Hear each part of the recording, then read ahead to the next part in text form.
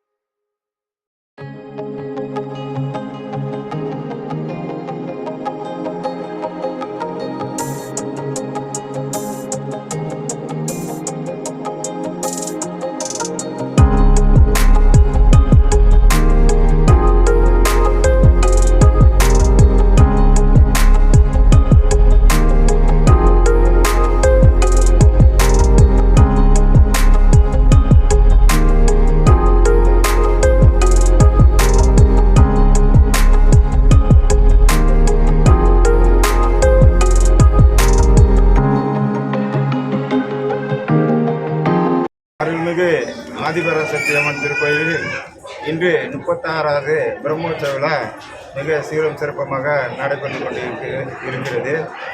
இன்று 4ஆம் நாள் நிகழ்ச்சியாக அன்னதானம் ஏற்பாடு கே. துரைக்காலை அவர்கள், பி. ராமர் அவர்கள், என். நடராஜன் அவர்கள் தலைமையில் மிக சிறப்பாக நடைபெற்று கொண்டிருக்கிறது.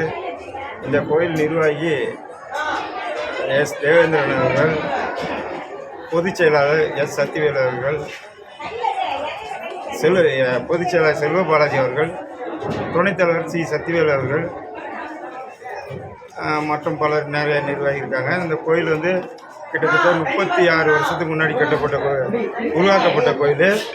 இது வந்து இந்த கோபுரம் வந்து 13 ஆண்டுகளாக கட்டி முடிக்கப்பட்டு இது தொடர்ந்து 36வது ஆண்டுகளாக கொண்டாடுறோம். இதோட சிறப்பு அம்சம் என்னென்னா, இந்த கோயிலுக்கு வேண்டிய வரம் கொடுக்கும் தாய். இது அகிலாண்ட கோடி ஆதிபராசக்தியாக விளங்கக்கூடிய தாய். இந்த கோயிலுக்கு வந்து யார் யார் என்ன பிரச்சனை கேட்டாலும் கண்டிப்பாக நிறைவேற்றி பண்ணப்பட்டது. ஒரு குறிப்பாக சொல்லப்போனால் கொருக்குப்பேட்டை பகுதியில் மிக சக்தி வாய்ந்த கோயில் எதுனா எங்கள் ஆதிபராசக்தி அம்மன் கோயில் தான். இதுதான். கோயிலோட சிறப்பு அம்சம். வேறு என்ன கேள்வி தான் எத்தனை பேர் அன்னதானம் பண்ணுறீங்க? எத்தனை நாளாக பண்ணுறீங்க? கிட்டத்தட்ட இது வந்து நாங்கள் 36 வருஷத்துக்கு முன்னாடி உருவான கோயில். இதில் வந்து 25 வருஷமாக தொடர்ந்து பண்ணிட்டுருக்கோம். அன்னதானம் பண்ணுறோம். ஆமாம், இதில் வந்து ஒவ்வொரு ட்ரிப்பு ஃபஸ்ட் நாள் உபயத்தில் வந்து ஒரு 1000 பேர், அதுக்கப்புறம் 1500, அதுக்கப்புறம் 2000.